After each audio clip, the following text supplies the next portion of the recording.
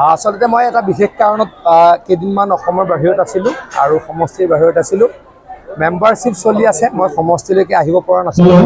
গতিকে মেম্বাৰশ্বিপ কেনেকৈ হৈ আছে মই শিকিলোঁ আৰু মেম্বাৰশ্বিপ আৰু যাতে কৰিব পাৰোঁ তাৰ কাৰণে সকলোৰে লগত আলোচনা কৰিলোঁ।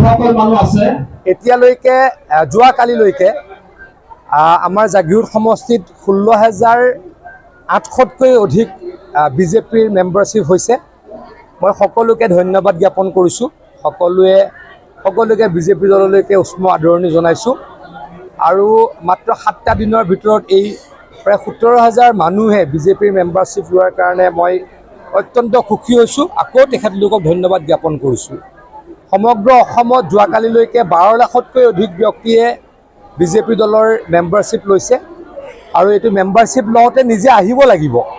নিজৰ মোবাইলৰ পৰা মিছ কল দিব লাগিব, তাত এখন ফৰ্ম আহিব, ফৰ্মখন ফিল আপ কৰিব লাগিব। গতিকে কোনো জবৰদস্তি আনিব নোৱাৰে বা কোনো ঘৰত বহি কৰি দিব নোৱাৰে।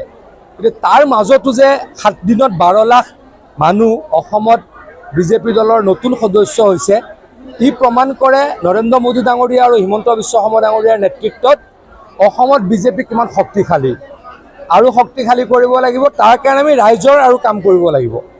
গতিকে আমি সদায় ৰাইজৰ কামক অগ্ৰাধিকাৰ দি আহিছোঁ।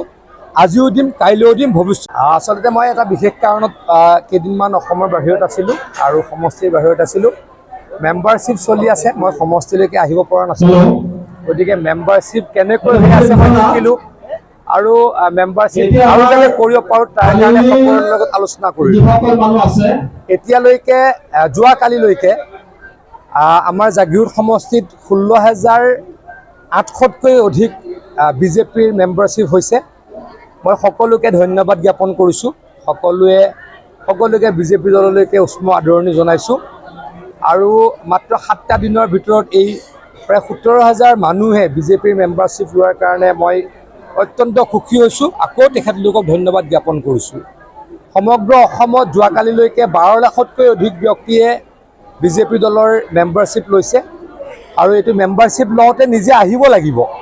নিজৰ মোবাইলৰ পৰা মিছ কল দিব লাগিব, তাত এখন ফৰ্ম আহিব, ফৰ্মখন ফিল আপ কৰিব লাগিব। গতিকে কোনো জবৰদস্তি আনিব নোৱাৰে বা কোনো ঘৰত বহি কৰি দিব নোৱাৰে।